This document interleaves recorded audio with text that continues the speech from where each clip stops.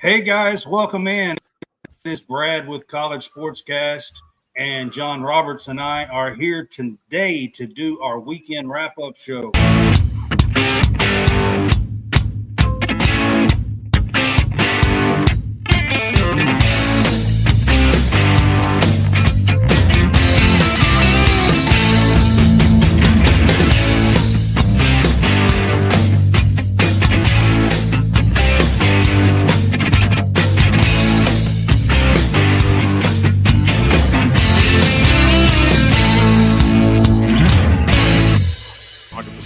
We executed. I heard a fan offer free Dippin' Dots if I blew it. Wanted to have some fun, execute. I had bombs. So stay as a team, execute, give 100%. Dippin' Dots sound good. All right, guys, welcome back. It's Brad with College SportsCast. This is the weekend wrap-up show.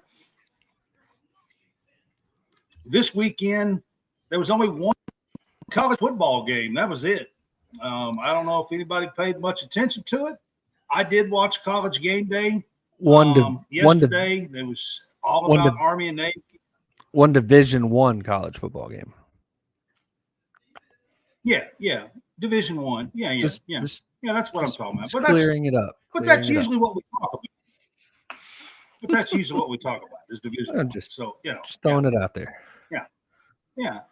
I mean, there was a great Furman game over the weekend. It was great. We could talk about that, but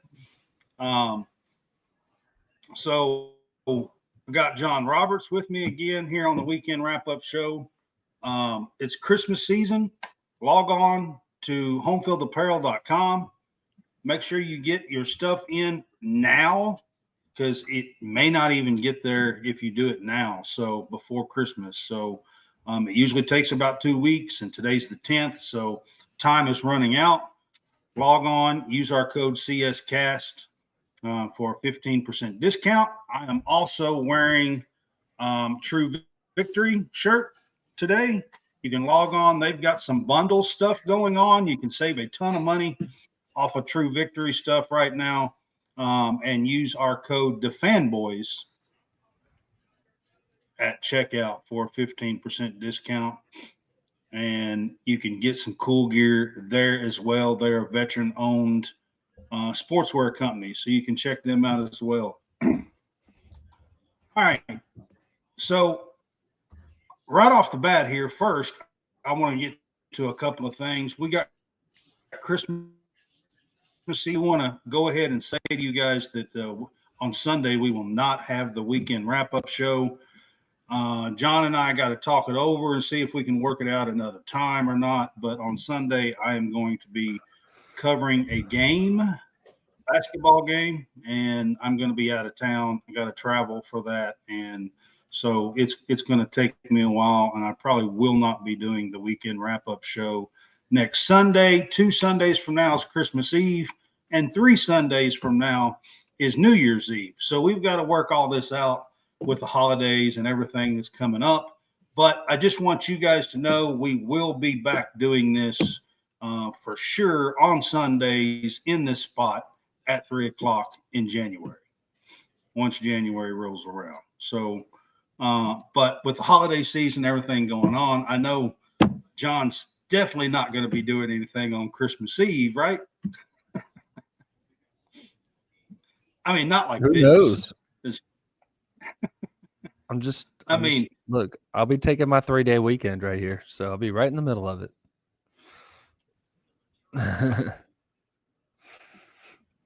So who knows? We definitely could. We can work something out. We'll see. Yeah, we got to talk about it a little bit, but I just want to let the fans know right off the bat. So, yep. All right. Did you watch any of the Army Navy game yesterday? So it was on. We kind of did some things. We were kind of moving around. Our main focus during that time was watching some college. There were some college basketball games that were going on in the morning. There was. And I watched several throughout the day. Yeah. And our biggest focus was that. And so I did Yeah. see some There of the was. Army I just Navy wanted game, to but throw it out there. but the as far as the score and everything, it was very much exactly how I would have expected it to be. So I wasn't really too shocked It was when I 17 kept. to 11. Yeah, Navy had the ball late, had a chance. It was just a 6-point game. It was a good game.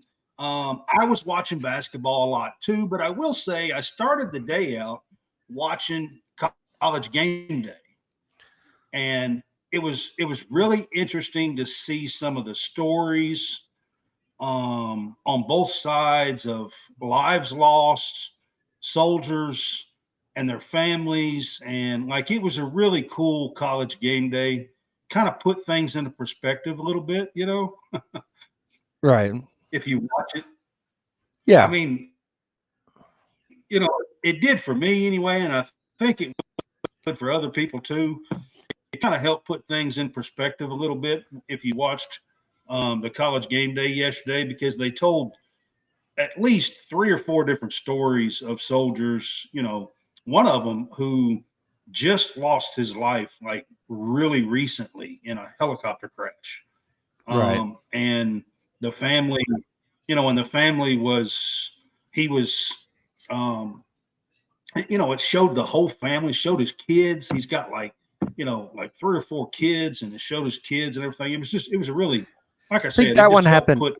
I think that one happened right before the Army Navy game last year. I think this is actually the second Army Maybe. Navy game without. Okay, Yeah, maybe it was because right I think before the game last year. They Yeah, did talk about 'cause- last year. yeah, because they talked about it Yeah. that it had. I think that they went through everything the last year, and that this year, they were, it's more of a coping thing or whatever. But last year was like Right. almost immediately right after it happened. Right. Yeah. So Yeah. I think you're right now that I'm talking about it. But yeah, I think you're right. yeah, it's on like if that. it's the one that I saw, because I saw it, I had it on because with the ESPN, I had one of the basketball games going, and then I had game day going on the other. I mean, this was The other was screen. like a 37, 38-year-old man. He's actually The one I'm talking 39. He's 39. 39. Yeah, something like that. Yeah, he was a 30s, older 30s. I mean, Yeah. and he was, so I mean, a lot of times in your head, you think of these guys as being 22 or, 23 or 24 or whatever, Yeah. But, this guy was, had a family, had kids, and, so it was a pretty touching story, to be honest Right. with you. Yep. And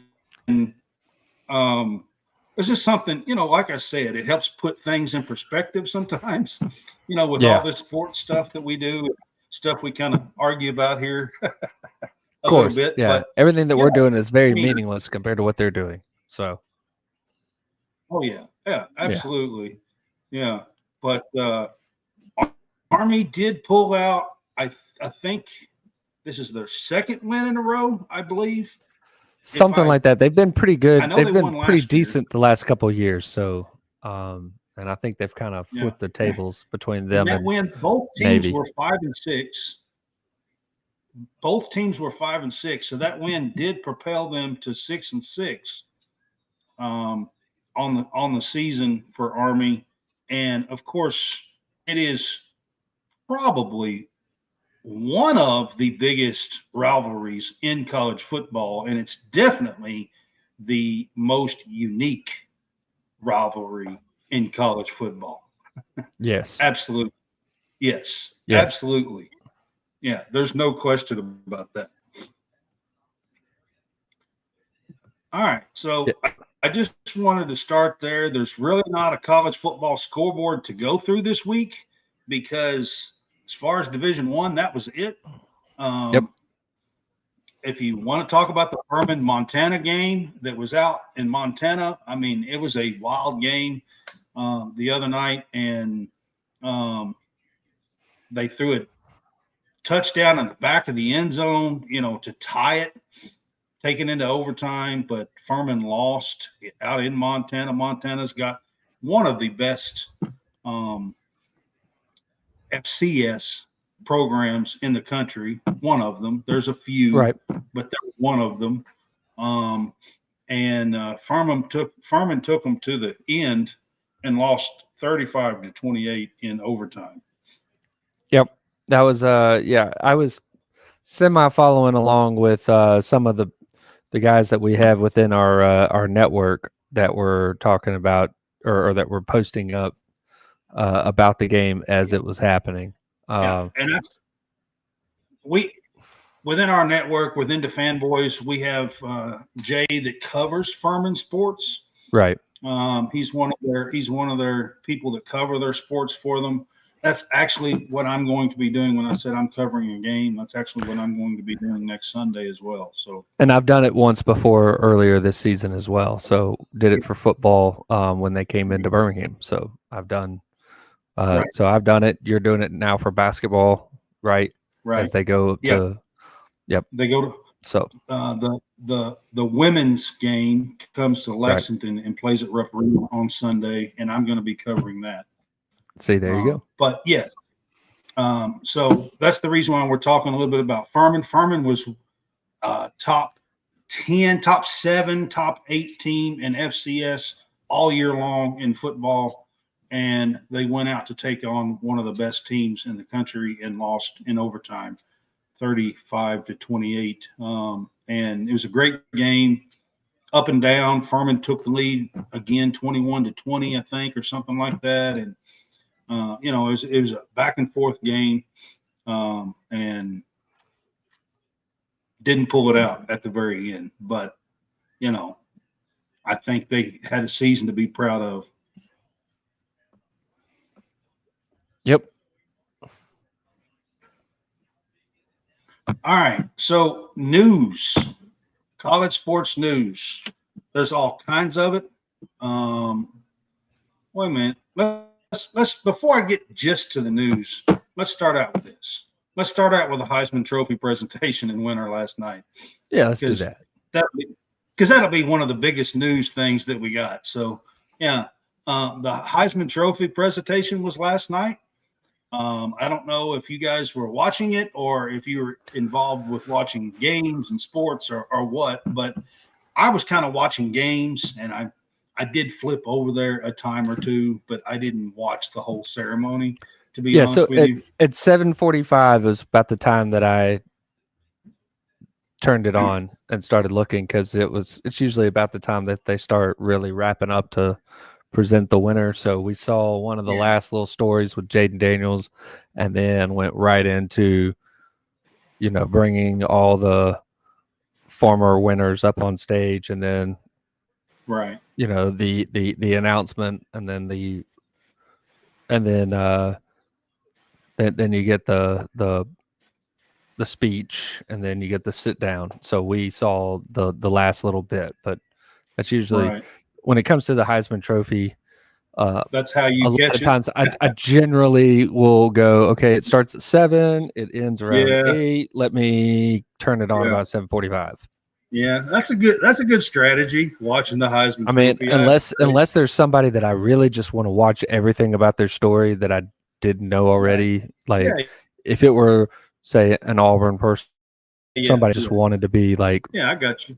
Then otherwise, I'm going to wait, and just all I want is the announcement. Right. Did you win? Did this person win? I mean, Bo Nix was there. He's an excellent I know, guy, but you probably already know. Yeah, I knew enough about it.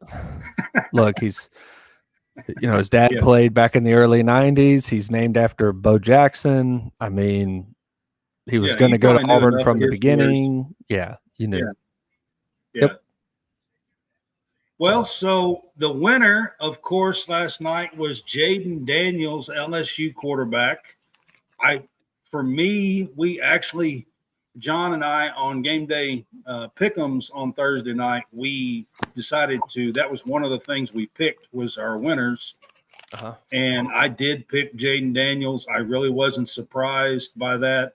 We did have a few people in the comments who thought Michael Penix Jr. should get it. And he got a lot of second. I mean, he got a lot of first place votes, and he was second place. Second. So yeah. Yep. And he did get second, and he really wasn't that far behind. Really. No, he wasn't that far, but he wasn't like and then Bo was a very distant third. A real distant third, and then Marvin Harrison was even more distant than that. I was looking at the numbers. I was kind of surprised that they invited Marvin Harrison Jr. Yeah, I was too. I didn't realize. Most of the time, the ones that they invite are fairly close in. Yeah, voting. I thought that they would have just invited the 3 quarterbacks, and which ended up being 1, 2, and 3. I just thought that those were going to be the 3 guys that go, and I knew that. And Marvin Harrison. I mean, he did place 4th, but he was a very distant 4th. Right. And so, but I would have. I still would have probably just done 3. And then, of course, the 5th place was Jordan Travis. So he was. There Jordan was 5th. Travis was 5th, and Jalen Milroe was 6th. Yeah. Well, I mean, again. But everybody kind of late in the season, you started hearing, well, Milroe deserves this and Milroe deserves that. Kind of late in the season, you did. And I told everybody, it's too late. He's not going to have a shot. There's just no way. Yeah. You know what I mean? Yeah. Oh, yeah. But like he did the last 6 games, then maybe. But it turned out, my only question with the Heisman this year when it came to Jaden Daniels was, is 3 losses too many? Well, but then if you wanted to look at what his performance was in those 3 losses, that's the thing. So what's great is a guy that we've had on our show before, Chris Marler, put up a graphic that had what his performance was in those 3 losses, those specifically 3 games, the FSU game, the Ole Miss game, and the Bama game. Jaden Daniels. All right, here, let's just go. I'm going to put the LSU defense stats first that he posted. The LSU defense stats that he posted in those 3 losses were the LSU defense allowed 47.3 points per game over those 3 games. That's a lot. They gave up 569 yards per game that they allowed. That's also a lot. And they gave up, with those 569 yards per game that they allowed, they gave up 7.65 yards per play. Okay. That's a lot to overcome. Yeah. So here's what Jaden Daniels did in those 3. He was 67% completion percentage. Not terrible. That's pretty good. 326 passing yards per game. 435 total yards per game, 9 touchdowns, 2 interceptions. So not bad. Yeah. So no. I mean, he played great all year. Yeah. So, but I'm saying that in those 3 games, when they lost those 3 games, you can look at it and clearly say it was not Jaden Daniels that did it. It's the defense. It was clearly the defense. It was the defense. Right. Yeah, it was definitely the defense. As much as he's out there and he's putting everything on the spot. I mean, look, his what he did and what his offense could do is only so much compared to what the defense was giving up. The defense was not helping him out. LSU's defense this year wasn't good. I mean, that's what held them back. Right. It sure wasn't. Yes. It wasn't their. It wasn't not just Daniels. It wasn't their offense. Period. Right. And as far as losing 3, I believe Lamar Jackson and Robert Griffin III also lost 3 games. I think. I'm pretty certain. We can go back and take a look. Too many of them. No, there's not. Many. There's not. But those are ones where they were. I think Lamar did, and you might be right on Robert Griffin too. He had a few losses too. Correct. Because he wasn't in contention.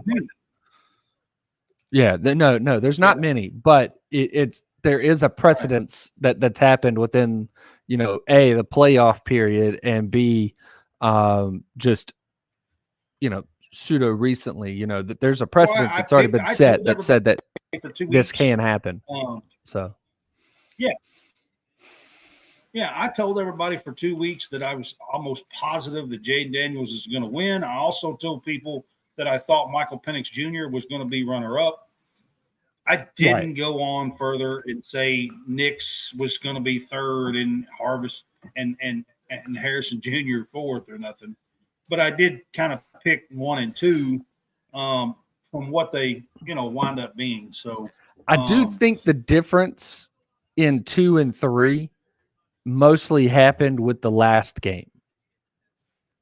I think a lot of it had to do with the last game. And even though, I don't think Bo had a terrible game or anything like that, but I think it mainly went with Penix won the last game, and I think he was going to be second anyway. But I think the separation between the two was a direct result of the Pac-12 championship. So I think Bo had a great season. Oh yeah, no, yeah, he was. He had a great year. I'm not going to take any of that away from him, but I do think that I think he deserved to have gotten the trip to New York. I don't think that, I agree with him not winning. I agree with him being third place. I also think that the separation with him and Penix happened, I think, with the voters, because a lot of it is recency. A lot of recency bias, and I would say that the last game is what separated it. I think Penix was going to be second anyway, but I think that the large gap was because he didn't win the game. Yeah. I also think most voters wait and hold off until right. Oh yeah, yeah. Right, and then that's just the thing that they want that they. And I think that's just the thing that they remembered, and they were like, "We're going to vote for him to be, and that's what made it probably closer for Penix as a second place one too. So, I think whoever won that Pac-12 game would have been, they would have gotten a lot of votes, and they would have made a close second, but the separation happened right there. I think if Bo would have won the game, I think the gap would not have been as big between Bo and Penix. Bo being second place and Penix being third place. I think the gap would have been real close. In fact, you may not have seen Bo be second place. He may have just made it a closer gap between him and Penix being second, and there not be as big a gap between him and Penix as a third place. Right. So either way, I think Yeah. I agree with you on that for sure. All right. Sports news. I'm going to get to a little bit of stuff. Dylan Gabriel yesterday announced that he is transferring to Oregon. Yep. From Oklahoma. He's a grad transfer. So he can go again wherever he wants because he's a grad transfer. This is now his third school, or is he gone to 4 schools? Third school.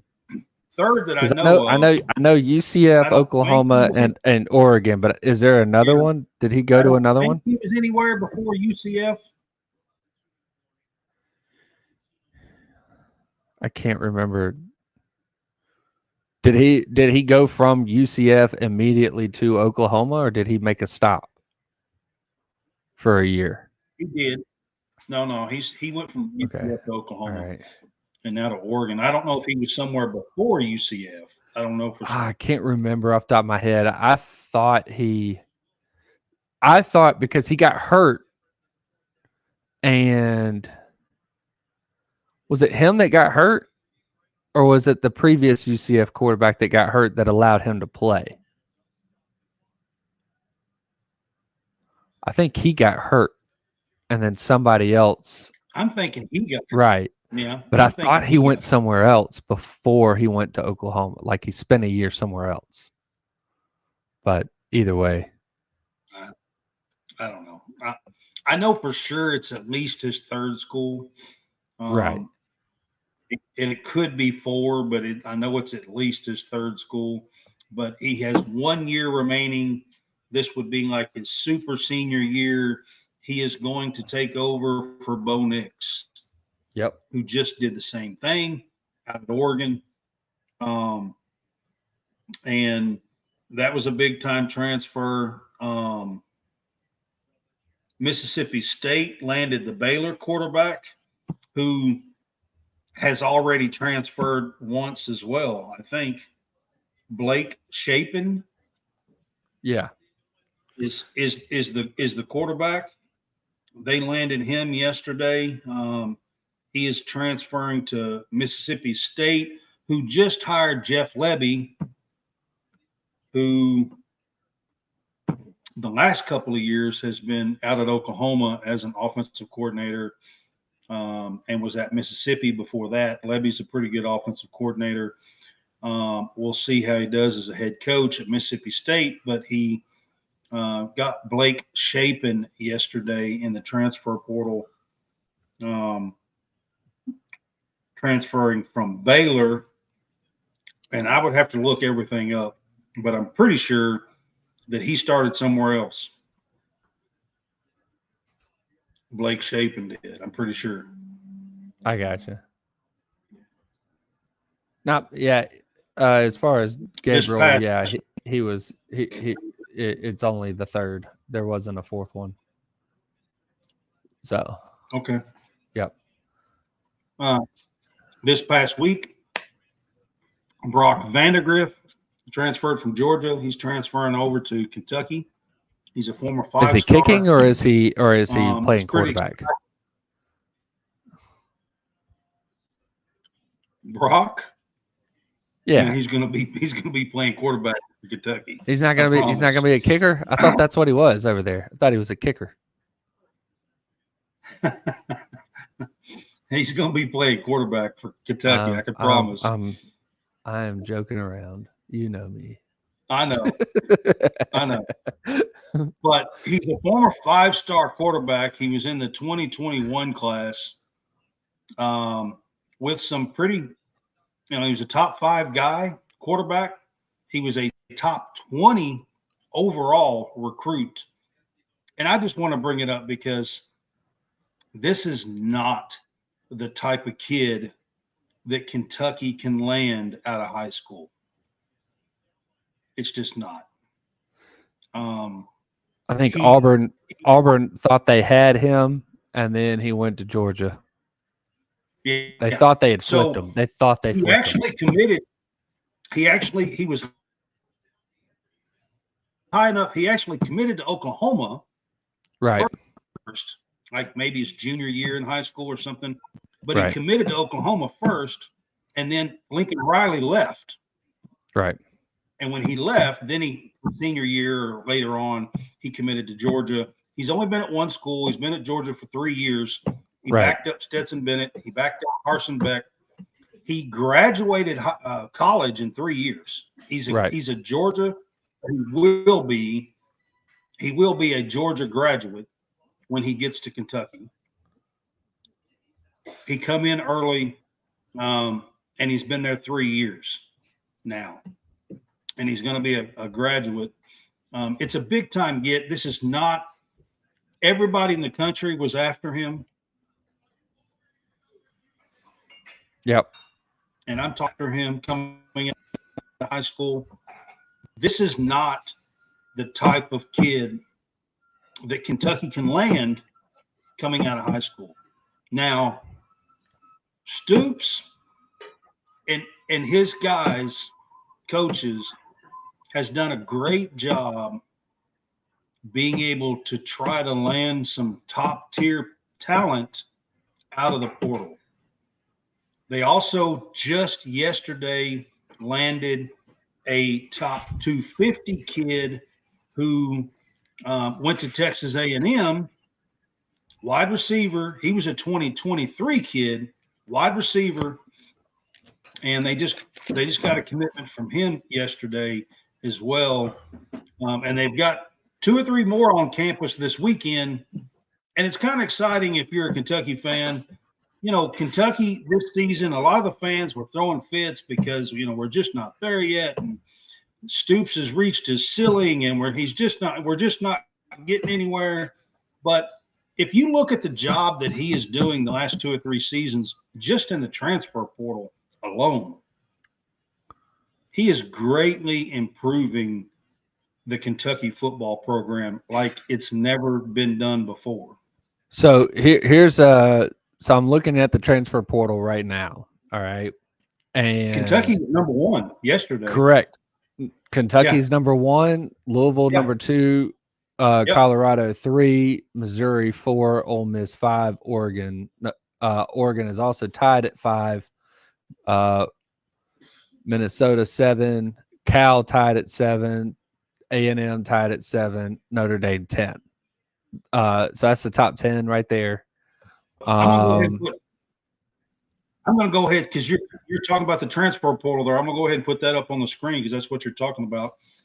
The classes so far in the transfer portal, that's what he was just talking about. Kentucky has the number 1 overall class right now.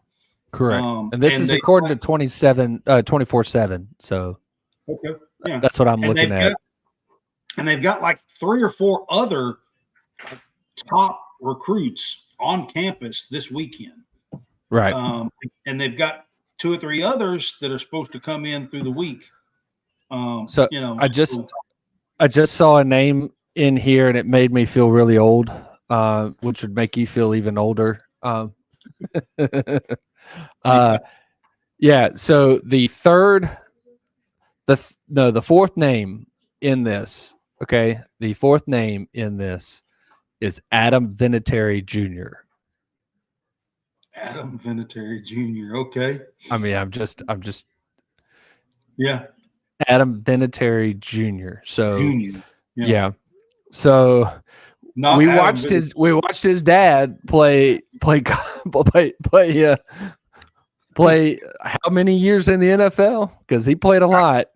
Like 20, 18, 20, something like that. That's usually what kickers do. We've seen most of we saw most of his dad's career in the NFL, and now his son not only is in college but is actually in the transfer portal. He came in. He must have started his career at Ball State. He is now in the transfer portal for a kicker. I don't know what the market is for getting kickers out of the transfer portal, but he does have at least the genes to be a decent kicker, I would assume. Yeah. So yeah, I would think so. Yeah. His dad was for sure. Yeah. Yep. So I just wanted to throw that name out there. That was on the first page, and I thought that was kind of like a wait, what? This guy. So kind of looking at go for it. Kentucky. Like, if you're a Kentucky fan, just hold tight. I know that the last 2 years, 2 years ago, we kind of reached another mountaintop with the Citrus Bowl win, 10-3. In the last 2 years, we have kind of went stagnant. And I know that we have as a team, but results on the field we have. But I do think that they've done a great job. This past season, we had 30 blue chippers on the roster, more than we've ever had. Blue chippers are 4- and 5-star guys. And I would venture to say that probably 15 or 20 of those out of the 30 come in through the transfer portal. Yeah, that's sounds about right. At least half of them have come in through the transfer portal. And they're at it again. They're doing a great job. Like we just said, they are number 1 right now in bringing in class for the transfer portal. And we were top 10 last year. I can't remember exactly where we landed, but I'm pretty sure we were top 10 last year in the transfer portal.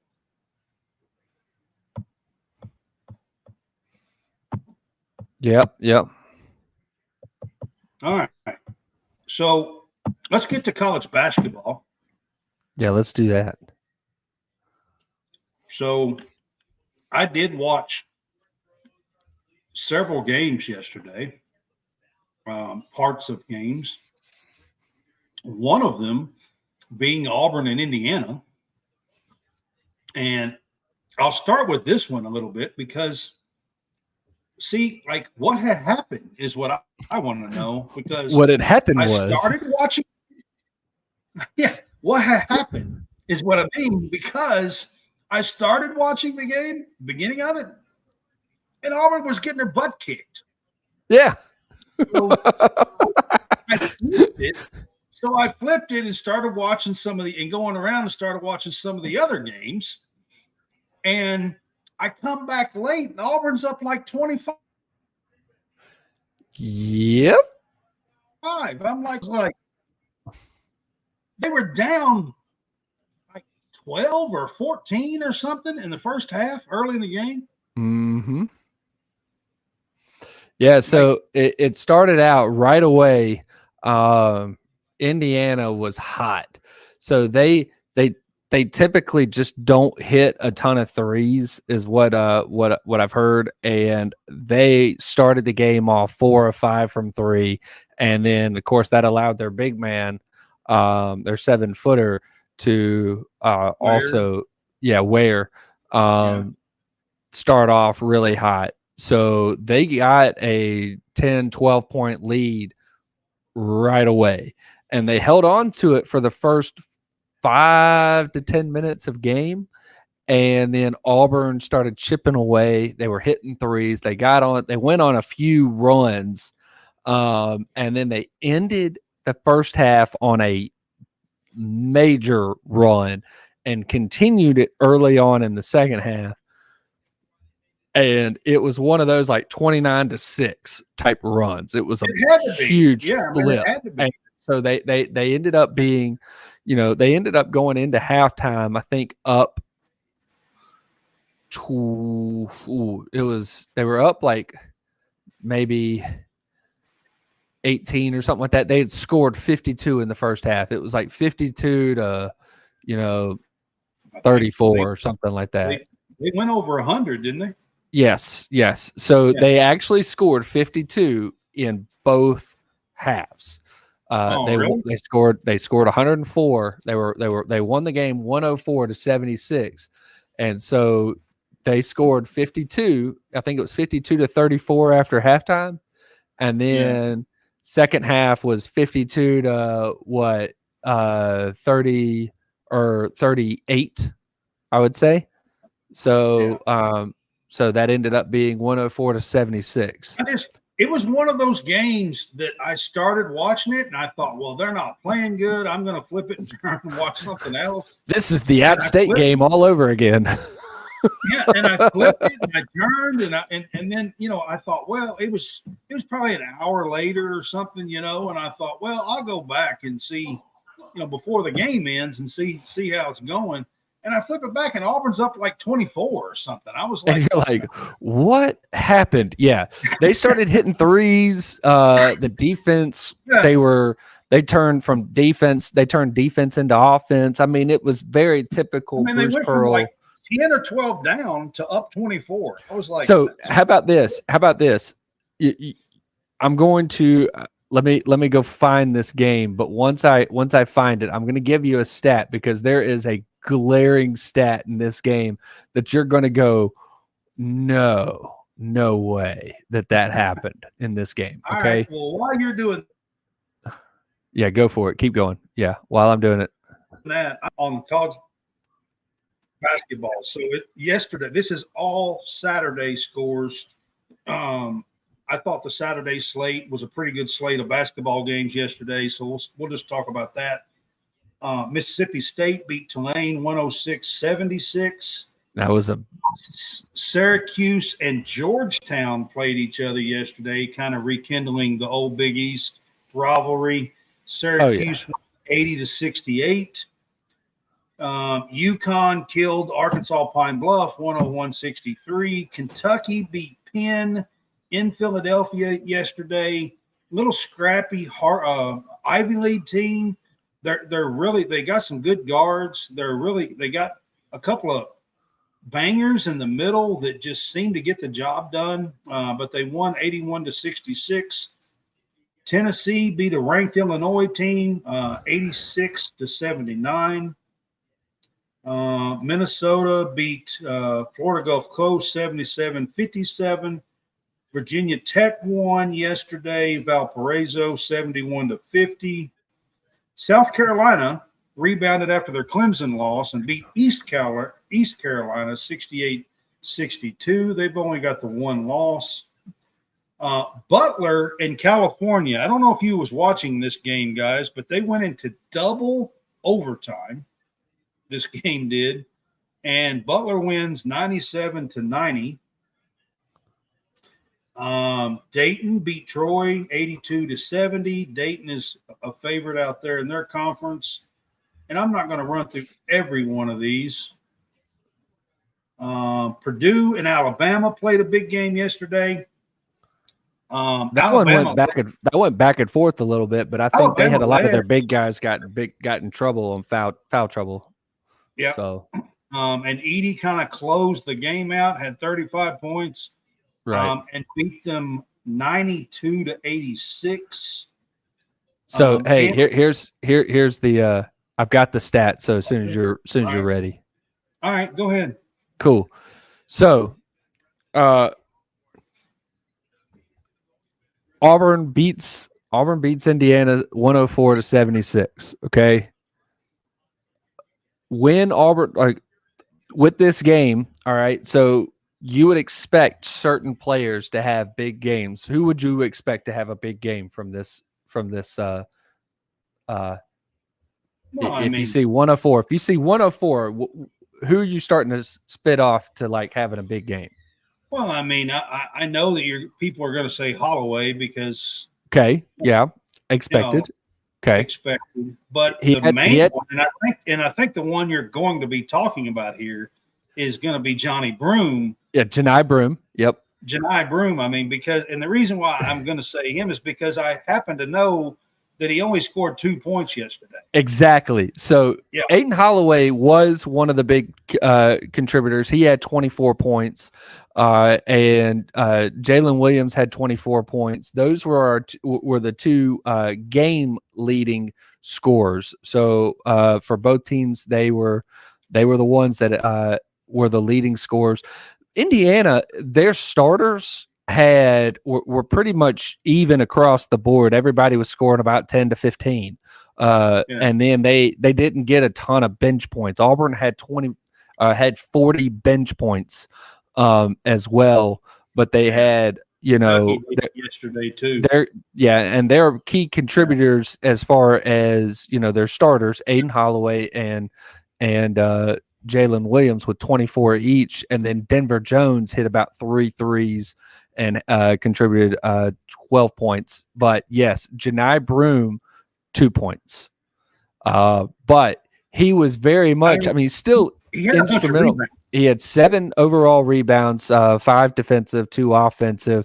He had 2 steals, 2 blocks. He turned it over once, but he had only 2 points in 21 minutes. But that was still especially when they made that run and come back. I thought, man, Broome only had 2 points. Like that's correct.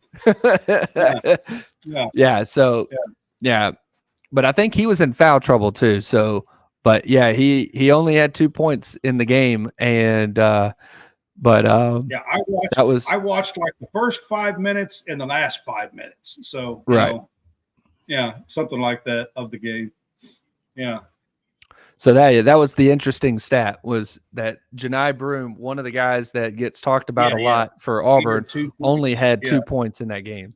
So I remember them saying that at the end of the broadcast, that he only had 2 points. When I was watching the end of it. Kansas State beat LSU 75-60. South Florida beat Florida State yesterday 88-72. Creighton won a big game. Creighton is 10th in the country. They won by a lot, beat Central Michigan. Furman, who we were talking about. This is the men's side. They beat the fire out of somebody yesterday. Just so you guys know, Western Kentucky won yesterday. Who was close to me. I'll tell you a score here that's going to surprise the crap out of everybody. DePaul, who is 1-7, beat Louisville yesterday, 75-68.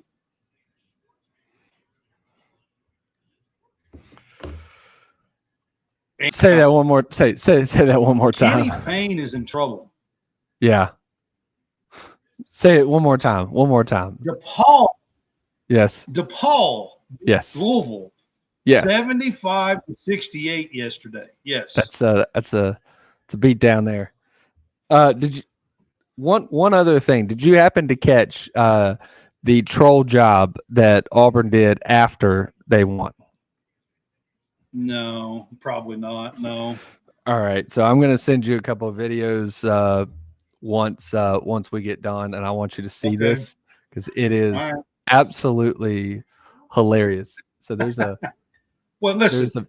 I'm a Kentucky guy. I'm not an Indiana fan. I love to see that y'all kick their ass. To be quite honest with you, I'm not I grew up in the Bobby Knight and Joe B. Hall and that era when I was a little boy, and we hated each other. I mean, hated each other. So I still remember all that. So I'm not an Indiana fan at all.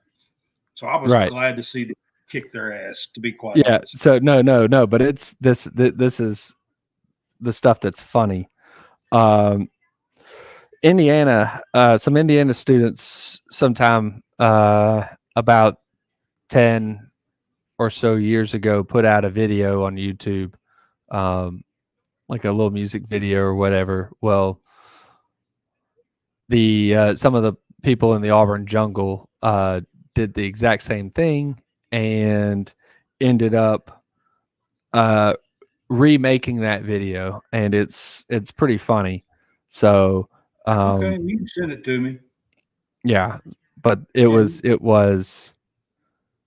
definitely funny. So the first one I'm about to send you is this is the Indiana version, and then I'm about to send you the Auburn version.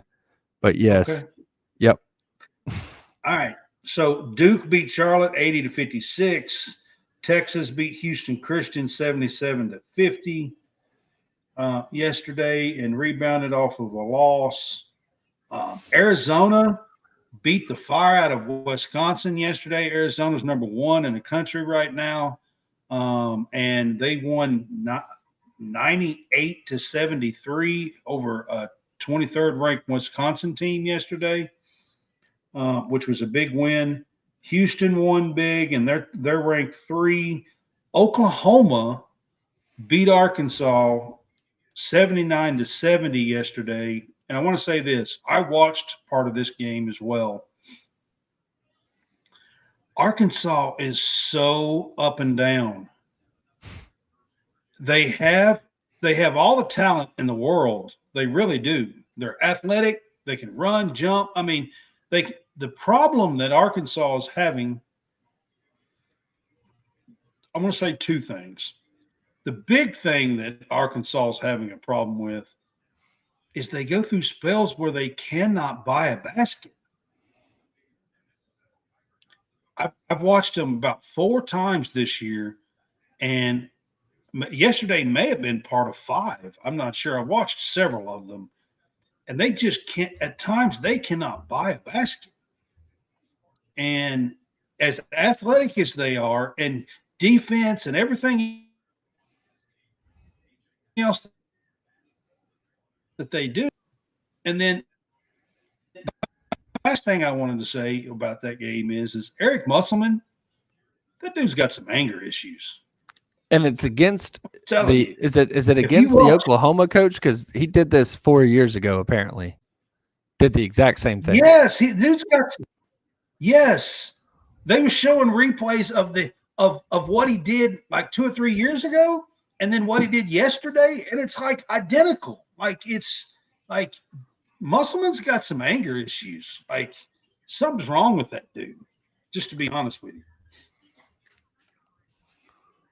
Yeah, that's mm. Yeah, I Yeah. saw him. I just saw what he was doing, and it was not it's not great. So that was kind of Well, especially when on the broadcast they were literally showing split screen like what he did before and what he was doing today. And like it was just like, my God, dude. Like, you know, I mean, you got some issues. yeah, Florida exactly. beat Richmond 87-76. Clemson stayed undefeated, 24th rank in the country. They beat an undefeated TCU team 74-66. This Clemson team, I have watched parts of their games, of 3 of their games right now, and like they're a legit contender in the ACC. I really do think that they are. You've got Duke and North Carolina and them and Miami. Miami lost yesterday, and I'll get to that in a minute. Pretty big, ugly. I'm not sure what's going on with Miami right now. I'm trying to go through here. Kansas beat Missouri 73-64 at home. St. Mary's knocked off Colorado State. Colorado State was undefeated. They beat them 64-61. St. Mary's had lost 3 or 4 games early this year, this season already, and hadn't been looking all that great. And they were picked to challenge Gonzaga in the West Coast, but they haven't looked great. Maybe this will get them on track. Xavier beat Cincinnati 84-79. BYU, who is ranked 14th and undefeated, lost at Utah 73-69, their first loss of the season yesterday.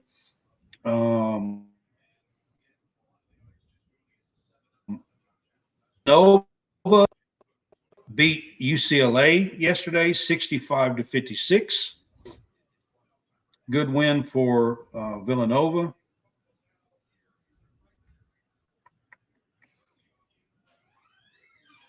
Marquette beat the crap out of Notre Dame yesterday. I'm going to tell you guys right now, Marquette looks real. Like I've watched them about 3 times. That's a really impressive team. I would put them definitely as a true contender. Arizona as well.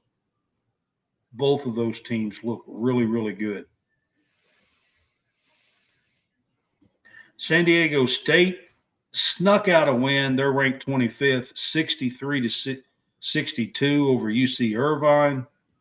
And late last night, Washington Huskies upset Gonzaga at home 78-73.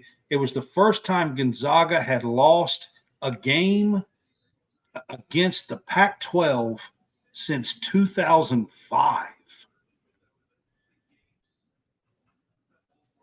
That's a long time ago, guys. They had won like 17 something games in a row against Pac-12 opponents. They had not lost a Pac-12 game since 2005. And they were leading in this game. I was watching this game last night. This was the late game. Didn't get over till like midnight my time, which I'm Central. A little bit past midnight, I think. But they closed out this game. Keon Brooks, ex-Kentucky player, stepped up to the free throw line, knocked down 4 big free throws at the end of the game, and they closed it out 78-73 and beat 7th-ranked Gonzaga. First time they won a top 10 game in against the top 10 in like 10 years, something like that. It had been a long time. So they are 6-3, got a couple of decent wins now, so they're trying to build a resume out at Washington. We'll see what happens. But that's going to kind of close out the college basketball scoreboard.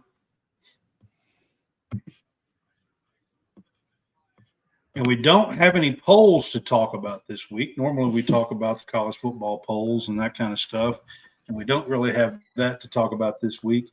But let's continue one tradition. How about the good, the bad, and the ugly? All right. From the college football weekend. We always do this and have a little fun with it. So let's go with that. The good, the bad, and the ugly. Okay. So what's your good to start with? So are we doing, or are we only doing college football right now? Because this is No, we can integrate. We have Okay. been doing this just with college football. right.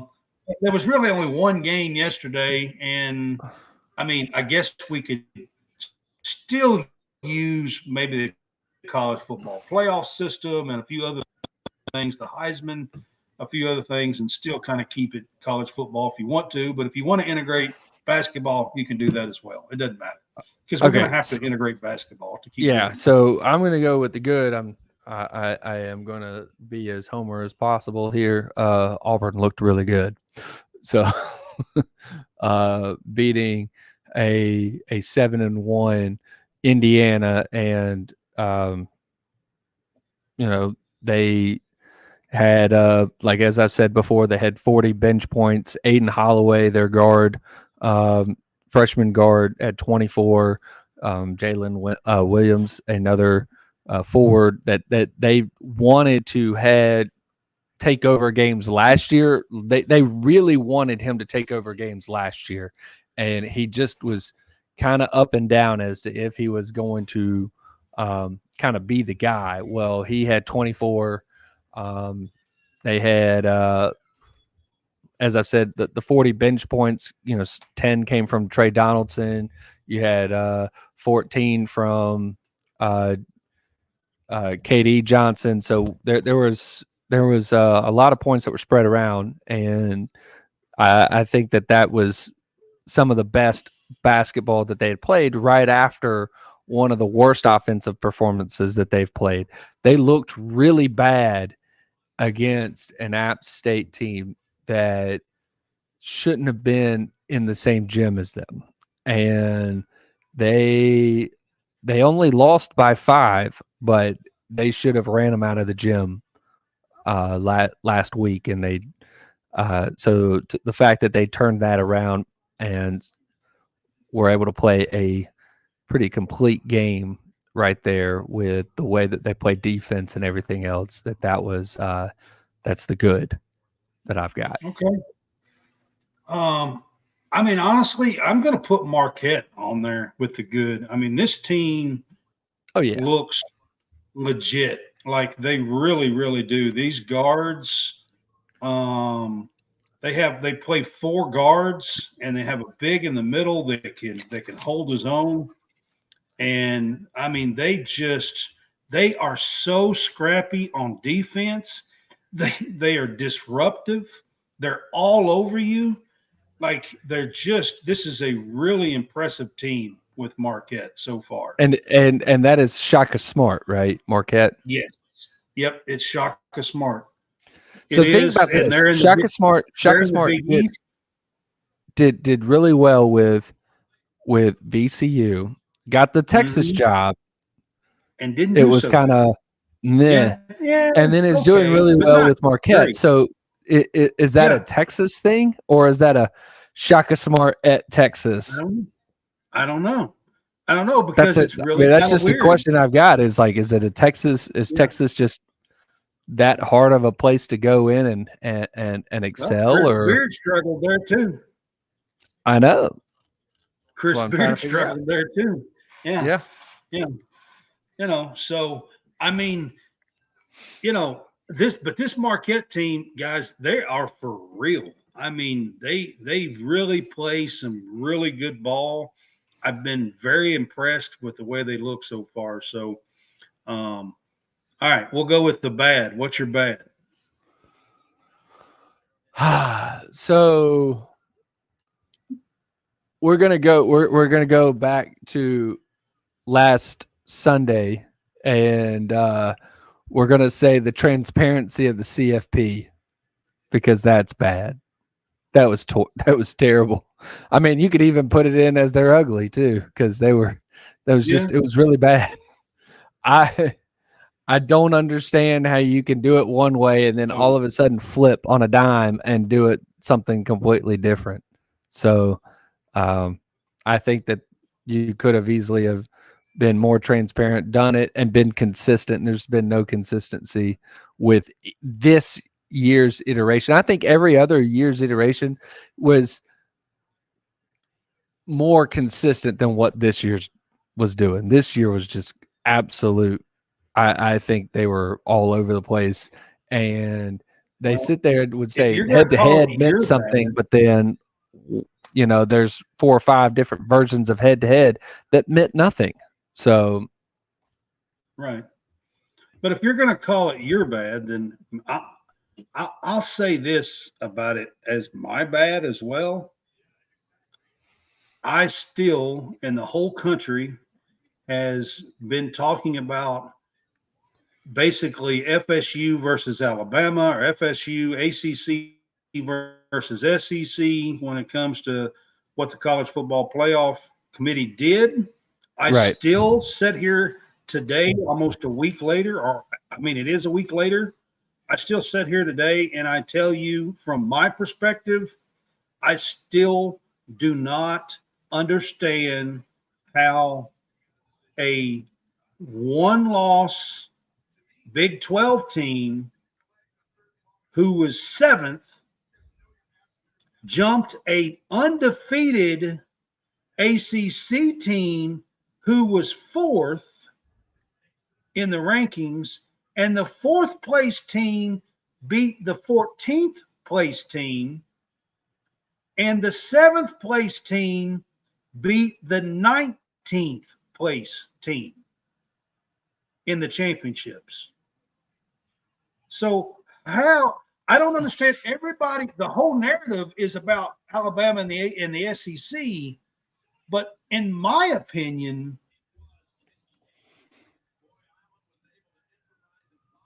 they beat the number 1 team in the country. Texas moved up because they beat Alabama. Moved up, and they had that's exactly what happened. Head to head, they put Texas in because they beat Alabama head to head. All right, and so that's why Texas was number 3. That's why they were 3. When you're talking about transparency, in my opinion, that is where they need to step up and say. And felt like we had to put Texas in there because they beat Bama. Right. Yes. Yeah. And they did it, and they put them at 3 so that they could get Bama, get Bama in. Cool. Right. But my opinion is this. If you want to go with all of it, I'm going to tell you this. My opinion is the playoffs should have been, in my opinion, I think it should have been Michigan, Washington, FSU at 3, where they deserve to be, and Bama 4 for beating Georgia. I think that win, beating the number 1 team and winning the SEC over Texas, beating the 19th or 20th ranked team, catapult them above them. And Texas should be the one that was left out, in my opinion, not Alabama. Just want to throw that out. I mean, either way, it should have been it should have been somebody other than FSU. You should have been looking at a one-loss team, a one-loss champion, not an undefeated champion, which is what you could put a one-loss Big 12 team in over an undefeated ACC team. Right. So I just don't see it. But yeah, that definitely, that was not only the bad, it could also be the ugly. I mean, there was a lot of things that happened right there. Yeah. So the ugly, what do you got for the ugly for this past week? I'm calling it week 15. I've been doing the weeks of the college football season. This is really week 15, I guess. Again, I don't really have a whole lot to go on with the ugly, outside of basically just, repeating what I just did with the bad. So I don't really have an ugly this week. I mean, it's going to basically just be, the CFP and their lack of transparency. I'm going to say this, and this is probably not near as bad as the one we just talked about with the college football playoffs and all that. So I'm going to be fully aware that this is probably not near as bad as that, okay? But today just so happened, and I told you I would get to this in a minute, Miami, who was ranked 8th in the country a little over 10 days ago or so, and Kentucky beat the crap out of them in Rupp Arena. Today at home, no, I take that back. This was a showcase in Brooklyn, but they were listed as the home team. Anyway, it's a neutral site game. They're 15th in the country right now. They played Colorado, an unranked team, and got beat by almost 30 in Brooklyn on a showcase, college football showcase today. 90-63. And they've got some really good guard play and a good center and a good big guy in the middle as well. I mean, they should be a lot better team than what they're showing. So, and Texas A&M is down at halftime as well. They are ranked. They're down by 9 to Memphis. And this game is at home. This is in College Station, and they're down 38-29 to Memphis. These are ranked teams. So on this Sunday, I will tell you that both of those are kind of ugly. Yeah, I would say that. Yeah, that looks ugly. Yeah.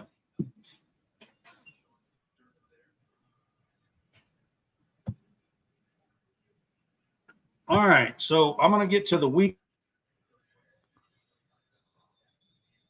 ahead. Saturday's slate of college basketball is incredible.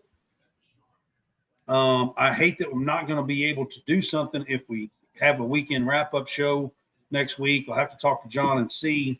But next week's college basketball slate is amazing. You got Kansas and Indiana. You got Baylor and Michigan State. You got Texas A&M and Houston. You got Clemson and Memphis.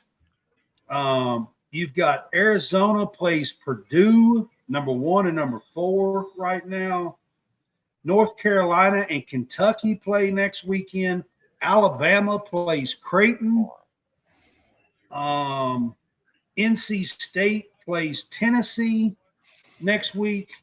I mean, and there is a ton more. LSU and Texas play each other. There is a ton of good games next Saturday as far as a college basketball slate. Next Sunday is USC at Auburn. Okay. That's next Sunday. Mm-hmm. All right.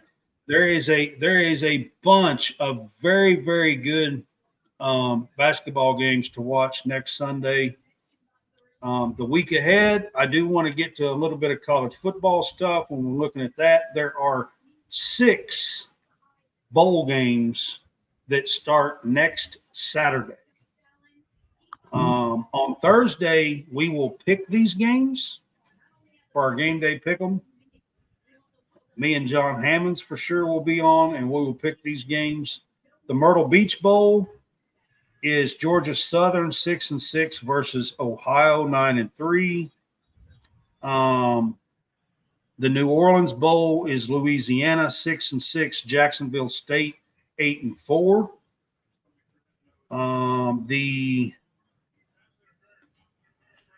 I'm not sure. Mexico Cure Bowl is Appalachian State 8-5, Miami, Ohio 11-2. The New Mexico Bowl is Fresno State 8-4 versus New Mexico State 10-4. The LA Bowl is Boise State 8-5 versus UCLA 7-5, and the Independence Bowl is Texas Tech 6-6 versus California 6-6. All 6 of those games will be the first bowl games of the season. They kick off next Saturday, the 16th. I mean, Yes, next Saturday, the 16th. Yep. this Saturday. Yeah, that's what I'm talking about. Yeah, this Saturday. Yeah. These are actually some pretty good games for being the first And then, of course, first weekend of bowl series. So, yep. Yeah, there's 6 games. There's a few good ones in there, to pay attention to and watch next Saturday. So there will be college football. There will be 6 games to pay attention to next Saturday. And then after that, of course, they're kind of staggered in there, some through the week, some on weekends and stuff like Right. that. They skip on Sunday, and I think Western Kentucky plays Monday, and then it goes on, and then there's other games throughout the week that we'll look at and talk about. But for this coming week, there is 6 games, and those 6 are the games that will be played on Saturday for college football. Always exciting to have bowl games to talk about. So we'll have 6 games if we maybe do this late Saturday night, or we could do it on Monday or something. I'm not sure. I just Not. just realized the Birmingham Bowl is on a Saturday. It's usually been in the middle of the week, and this year it's Saturday, December 23rd. So not this upcoming one, but the following Saturday. The next one. And Yeah. So yeah, there's a Monday game, a Tuesday game, a Thursday game, a Friday game, and then a bunch of Saturday games on the 23rd, the next week. right. Yep. Yeah.